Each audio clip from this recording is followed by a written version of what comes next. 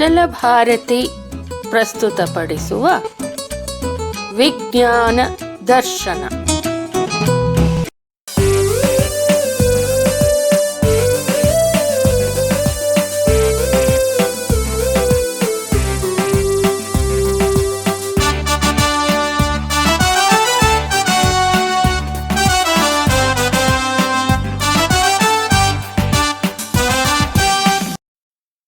ನಮ್ಮ ರಾಜ್ಯದ ಕೆಲವು ಸ್ಥಳಗಳು ಪ್ರಕೃತಿ ಸೌಂದರ್ಯದಿಂದ ಪ್ರವಾಸಿಗರನ್ನು ಆಕರ್ಷಿಸುತ್ತಿವೆ.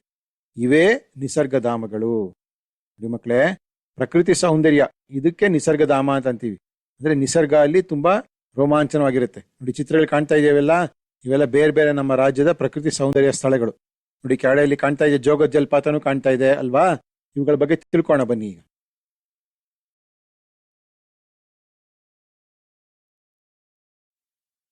ನಂದಿ ಬೆಟ್ಟ. ನಂದಿ ಬೆಟ್ಟ ಎಲ್ಲಿ ಬರುತ್ತೆ ಮಕ್ಕಳೇ? ಹೌದು, ಬೆಂಗಳೂರು ಸಮೀಪದಲ್ಲಿದೆ ನಂದಿ ಬೆಟ್ಟ ಅಂತ. ಇದು ನಂದಿ ಬೆಟ್ಟ, ಚಿತ್ರ ಕಾಣ್ತಾ ಇದೆ ಅಲ್ಲಿ.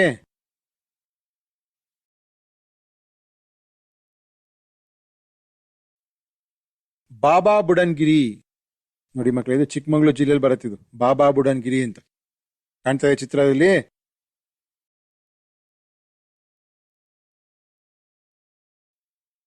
ಮುಳ್ಳಯ್ಯನಗಿರಿ.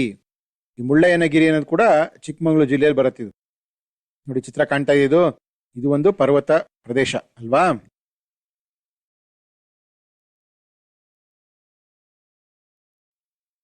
ಕೆಮ್ಮಣ್ಣುಗುಂಡಿ. ನೋಡಿ ಮಕ್ಕಳ, ಈ ಚಿತ್ರ ಕಾಣ್ತಾ ಇದೆಯಾ? ಇದು ಕೂಡ ಚಿಕ್ಕಮಗಳೂರು ಸಮೀಪನೇ ಬರುತ್ತೆ. ಇದು ಕೆಮ್ಮಣ್ಣುಗುಂಡಿ ಅಂತ. ಇದು ಕೂಡ ಒಂದು ಪ್ರೇಕ್ಷಣೀಯ ಸ್ಥಳ. ನಿಸರ್ಗ ಅಲ್ಲಿ ತುಂಬಾ ಚೆನ್ನಾಗಿರುತ್ತೆ. ಅಲ್ಲಿ ನೋಡಿ, ಕಾಣ್ತಾ ಇದೆ ಅಲ್ವಾ, ಎಷ್ಟು ಬೆಟ್ಟದ ಸಾಲುಗಳು, ಹಿಂದ್ಗಡೆ ಮೋಡ ಎಲ್ಲ ಕಾಣ್ತಾ ಇದೆ ಅಲ್ವಾ.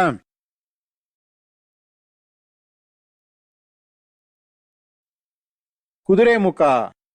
ನೋಡಿ ಮಕ್ಕಳ, ಹಿಂದ್ಗಡೆ ಕಾಣ್ತಾ ಇದೆಯಾ ಬೆಟ್ಟ? ಇದಕ್ಕೆ ಹೆಸರು ಕುದುರೆ ಮುಖ ಅಂತ. ಗೊತ್ತಾಯ್ತಾ? ಇದು ಕೂಡ ಈ ಪಶ್ಚಿಮ ಘಟ್ಟದ ಆ ಬೆಟ್ಟಗಳ ಸರಣಿನಲ್ಲೇ ಬರುತ್ತೆ ಕುದುರೆ ಮುಖ ಅನ್ನೋದು.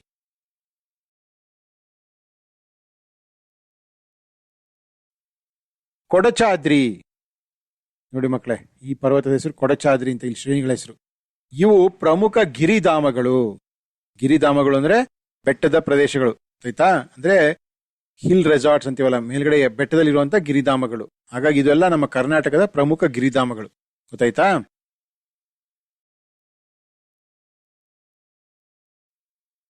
ಓದಿ ತಿಳಿ.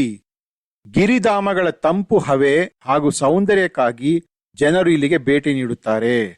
ಈ ಗಿರಿಧಾಮಗಳು ಎತ್ತರ ಪ್ರದೇಶ ಇರುತ್ತಲ್ವಾ, ಹಾಗಾಗಿ ಇಲ್ಲಿ ತಂಪಾದ ಹವೆ ಇರುತ್ತೆ ಮತ್ತು ಪ್ರಕೃತಿ ಸೌಂದರ್ಯ. ಅಲ್ಲಿ ಸುಂದರವಾದ ಕಾಡಿರುತ್ತೆ, ಪಕ್ಕದಲ್ಲಿ ಬೆಟ್ಟಗಳಿರುತ್ತೆ, ಮೋಡ ಎಲ್ಲ ಕಾಣುತ್ತೆ. ಹಾಗಾಗಿ ಇದನ್ನು ನೋಡೋದಕ್ಕೋಸ್ಕರ ಜನ ಇಂಥ ಕಡೆಗೆ ಭೇಟಿ ನೀಡ್ತಾರೆ, ಗಿರಿಧಾಮಗಳಿಗೆ ಅಲ್ವಾ. ನೋಡಿ, ಕೆಳಗಡೆ ಚಿತ್ರ ನೋಡಿ, ಅಲ್ಲಿ ಹೆಂಗೆ ಮೋಡ ಮುಸುಕಿದೆ ಅಲ್ವಾ ಗಿಡಗಳ ನಡುವೆ ಅಲ್ವಾ ಮಕ್ಕಳೇ.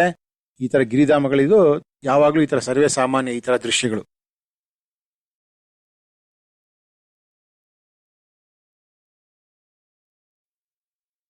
ಉಳ್ಳಾಲ. ನೋಡಿ, ಕೆಳಗಡೆ ಇದು ಸಮುದ್ರ ತೀರ, ಉಳ್ಳಾಲ ಅಂತ. ಅಲ್ಲಿಯ ಸಮುದ್ರ ತೀರ ಬೀಚ್ ಅಂತೀವಲ್ಲ ಅದು ಉಳ್ಳಾಲ ಅಂತಿದ್ದು. ಆಮೇಲೆ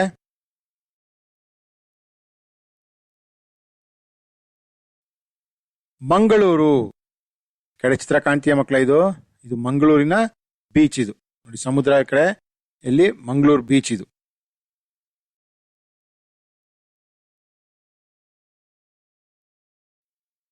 ಮಲ್ಪೆ. ನೋಡಿ ಮಕ್ಕಳು, ಇದು ಉಡುಪಿ ಸಮೀಪ ಬರುತ್ತೆ. ಇದು ಮಲ್ಪೆ ಅಂತ. ಇದು ಕೂಡ ಒಂದು ಬೀಚ್, ಅಂದ್ರೆ ಸಮುದ್ರ ತೀರ. ಇದು ಕೂಡ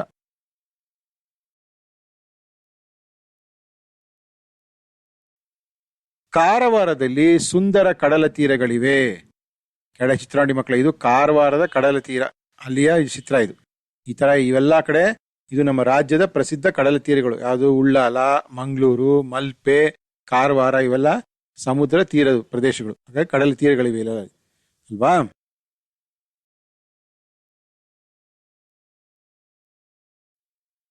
ಶಿವಮೊಗ್ಗ ಜಿಲ್ಲೆಯ ಜೋಗ್ ಜಲಪಾತ.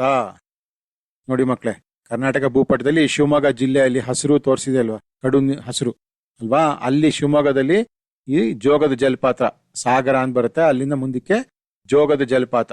ನೋಡಿ, ಪಕ್ಕದಲ್ಲಿ ಕಾಣ್ತಾ ಇದೆ ನಿಮ್ಗಲ್ಲಿ 4 ಪಾತ್ರೆಗಳು ದುಮ್ಕೋತಿಲಿ ನೀರು ಅಲ್ವಾ. ಜೋಗ ಜಲಪಾತ ಜಗದ್ವಿಖ್ಯಾತ.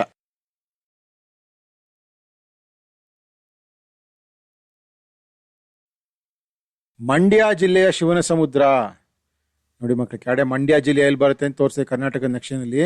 ಅಲ್ಲಿ ಈ ಶಿವನ ಸಮುದ್ರ, ಅಲ್ಲಿ ಗಗನಚುಕ್ಕಿ ಮತ್ತು ಭರಚುಕ್ಕಿ ಅಂತ ಎರಡು ಪ್ರಸಿದ್ಧವಾದ ಈ ತರ ಜಲಪಾತಗಳಿವೆ. ಅದಕ್ಕೆ ಗಗನಚುಕ್ಕಿ ಮತ್ತು ಭರಚುಕ್ಕಿ ಅಂತಾರೆ. ಒಟ್ಟು ಸೇರಿ ಇದಕ್ಕೆ ಶಿವನ ಸಮುದ್ರ ಅಂತಂತಾರೆ.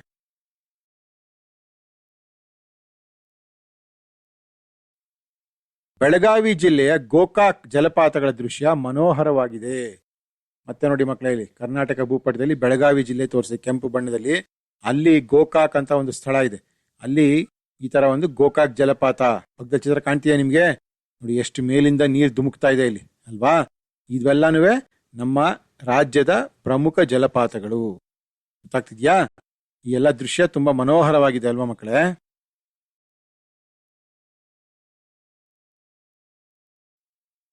ಬಂಡೀಪುರ. ಬಂಡೀಪುರ ಏನು ಮಕ್ಕಳೇ? ಅಭಯಾರಣ್ಯ ಅಂತಂತೀವಲ್ಲ, ಅಂದ್ರೆ ವನ್ಯ ಪ್ರಾಣಿಗಳಲ್ಲಿ ಸಂರಕ್ಷಿಸುತ್ತಾರೆ. ನೋಡಿ ಇಲ್ಲಿ ಬಂಡೀಪುರ ಟೈಗರ್ ರಿಸರ್ವ್ ಅಂತ ಬರೆದ ಚಿತ್ರ ಕಾಣ್ತಾ ಇದೆ ನಿಮ್ಗಲ್ಲಿ. ಅಂದ್ರೆ ಇಲ್ಲಿ ಹುಲಿ ಅಲ್ದೇನೆ ಬೇರೆ ಬೇರೆ ಇತರೆ ಪ್ರಾಣಿಗಳು ಯಾವ್ದು ಕಾಣ್ತೇವೆ ನಿಮಗೆ? ಪ್ರಾಣಿಗಳ ಮಕ್ಕಳೇ, ಅಲ್ಲಿ ನವಿಲಿದೆ, ಈ ಕಡೆ ಚಿರತೆ ಇದೆ, ಈ ಕಡೆ ಜಿಂಕೆಗಳಿದೆ ಅಲ್ವಾ? ಎಷ್ಟೊಂದು ಜಿಂಕೆಗಳಿದೆ. ಇವೆಲ್ಲ ಈ ಅಭಯಾರಣ್ಯದಲ್ಲಿ ಅಲ್ವಾ?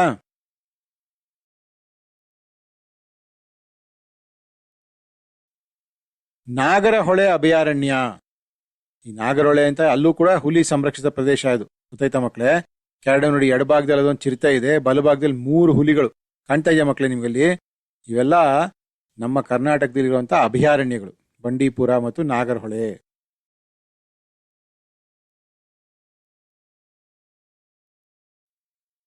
ರಂಗನತಿಟ್ಟು ಏನಿದ್ ಮಕ್ಕಳೇ? ಇದು ಪ್ರಸಿದ್ಧ, ಇದು ಪಕ್ಷಿಧಾಮ ರಂಗನತಿಟ್ಟು ಅನ್ನೋದು. ಇದು ಮಂಡ್ಯ ಸಮೀಪ ಬರುತ್ತೆ, ಮಂಡ್ಯ ಮತ್ತು ಮೈಸೂರು ಸಮೀಪ ಬರುತ್ತೆ ಇದು ರಂಗನತಿಟ್ಟು ಪಕ್ಷಿಧಾಮ. ನೋಡಿ ಕೆಳಗಡೆ ಎಷ್ಟು ಬಣ್ಣ ಬಣ್ಣದ ಪಕ್ಷಿಗಳಿವೆ ಅಲ್ಲಿ ಅಲ್ವಾ?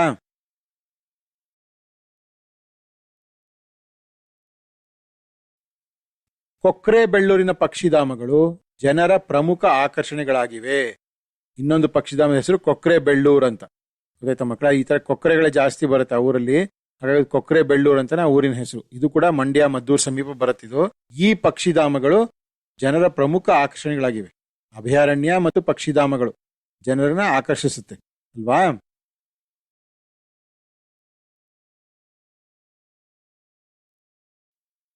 ಬಳ್ಳಾರಿ ಜಿಲ್ಲೆಯ ದರೋಜಿ ಕರಡಿಧಾಮ ಪ್ರಸಿದ್ಧವಾಗಿದೆ. ಅಷ್ಟೆಲ್ಲ ಮಕ್ಕಳೇ, ನೋಡಿ ಕರ್ನಾಟಕ ಭೂಪಟದಲ್ಲಿ ಬಳ್ಳಾರಿ ಜಿಲ್ಲೆ ತೋರಿಸಿದೆ. ಅಲ್ಲಿ ಒಂದು ಜಾಗದಲ್ಲಿ ದರೋಜಿ ಕರಡಿಧಾಮ ಅಂತಿದೆ. ಅಲ್ಲಿ ನಿಮಗೆ ಹೆಚ್ಚಾಗಿ ಕರಡಿಗಳೇ ಕಾಣಸಿಗುತ್ತೆ ಈ ಬೆಟ್ಟ ಪ್ರದೇಶದಲ್ಲಿ. ಇದು ಕರ್ನಾಟಕ ಅರಣ್ಯ ಇಲಾಖೆ ನಡೆಸ್ತಿರುವಂತ ಒಂದು ಕರಡಿಧಾಮ, ದರೋಜಿ ಅಂತ, ಬಳ್ಳಾರಿ ಜಿಲ್ಲೆಯಲ್ಲಿ ಬರುತ್ತೆ. ಗೊತ್ತಾಯ್ತಾ ಮಕ್ಕಳೇ? ನೋಡಿ ಕರಡಿಗಳು ಕಾಣ್ತಾ ಇದೆ ನಿಮ್ಗಲ್ಲಿ. ಎಣ್ಸಿ ಎಷ್ಟು ಕರಡಿಗಳು ನೋಡಂತಲ್ಲಿ.